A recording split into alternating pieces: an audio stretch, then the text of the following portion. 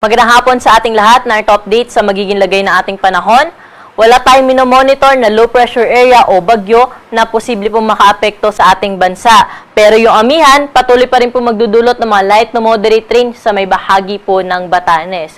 At ito naman pong shear line o yung pagsasalubong ng malamig na hangin mula sa hilagang silangan at ng mainit na hangin mula sa dagat Pasipiko yung magdudulot po ng mga moderate to heavy na mga pag-ulan lalo na sa bahagi ng Cordillera Administrative Region, the rest of Cagayan Valley, pati na rin po sa bahagi ng Ilocos Norte.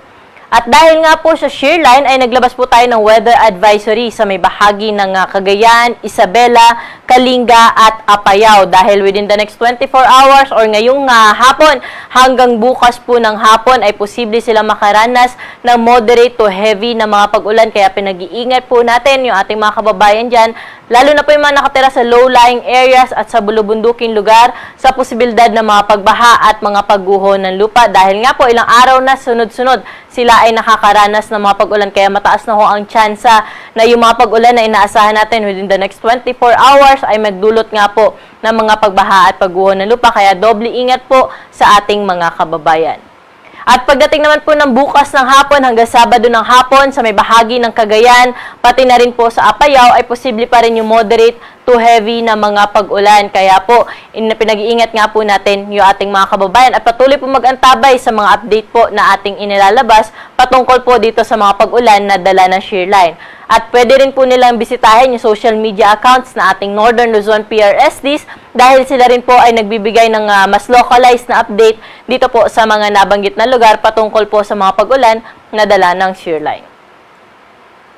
Para naman po sa magiging lagay na ating panahon bukas, dahil pa rin po sa epekto ng northeast monsoon o amihan, ang bahagi ng Batanes ay makakaranas pa rin ng makulimlim na panahon na may kasamang mahihina hanggang sa katamtaman ng mga pag-ulan.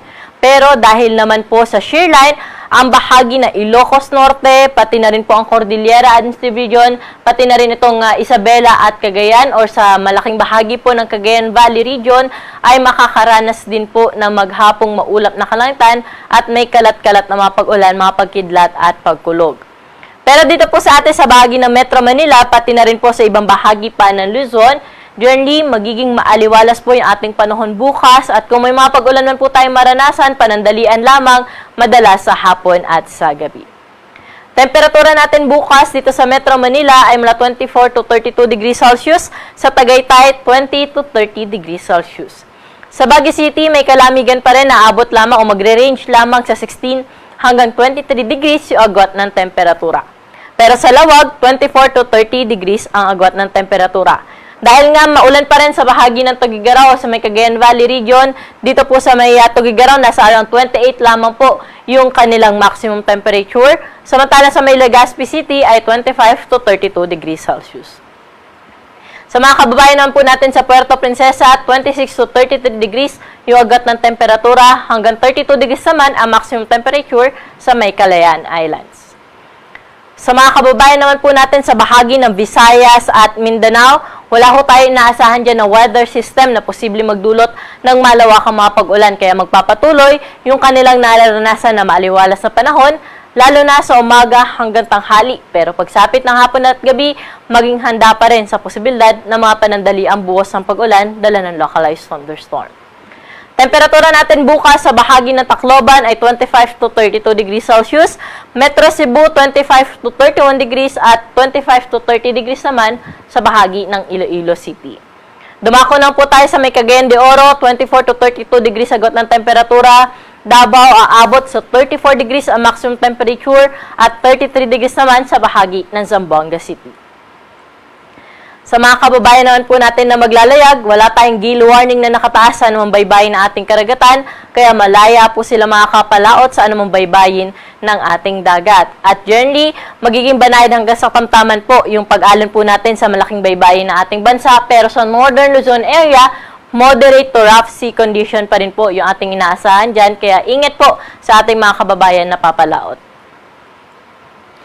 Para naman sa ating 3-day weather outlook dito sa Metro Manila, over the weekend hanggang Lunes, wala tayong naasahan na malawakang mga pag-ulan. Magiging maaliwalas pa rin po yung ating panahon. Hapon at gabi, posible po yung ma-isolated o yung pulo-pulong mga pag-ulan, mga pagkidlat at pagkulog dala ng localized thunderstorm. Ganon din po inaasahan natin na panahon sa bahagi ng Legazpi City pati na rin po sa may Baguio City.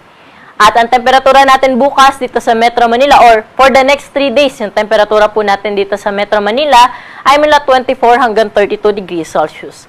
Baguio City, sa madaling araw, may kalamigan sa 16 degrees na minimum temperature at ang maximum daytime temperature ay abot lamang po sa 23 degrees Celsius.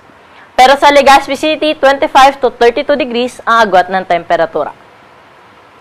Sa mga kababayan naman po natin sa Visayas, sa Metro Cebu, Iloilo at sa Tacloban City, wala rin tayong inaasahan dyan na weather system na magdudulot po ng malawakang mga pag-ulan, kaya magpapatuloy yung kanilang naranasan din po na maaliwalas na panahon, maliban sa pulo-pulong pag-ulan sa hapon at sa gabi. Pwede po natin bisitahin yung ating social media accounts dahil naglalabas din po tayo doon ng mga babala o thunderstorm advisories. Sa Metro Cebu, temperatura po natin for the next 3 days ay mula 26 hanggang 32 degrees Celsius, Iloilo 25 to 31 degrees at sa Tacloban 25 to 32 degrees Celsius. Dumako na po tayo sa Mindanao, sa Metro Davao, Cagayan de Oro at Zamboanga City. Generally fair weather condition na asahan natin for the next 3 days, maliban sa mga isolated rain showers, madalas po sa hapon at gabi. Metro Davao, 25 to 33 degrees agwat ng temperatura. Cagayan de Oro, 24 to 32 degrees at sa Zamboanga, 24 hanggang 34 degrees.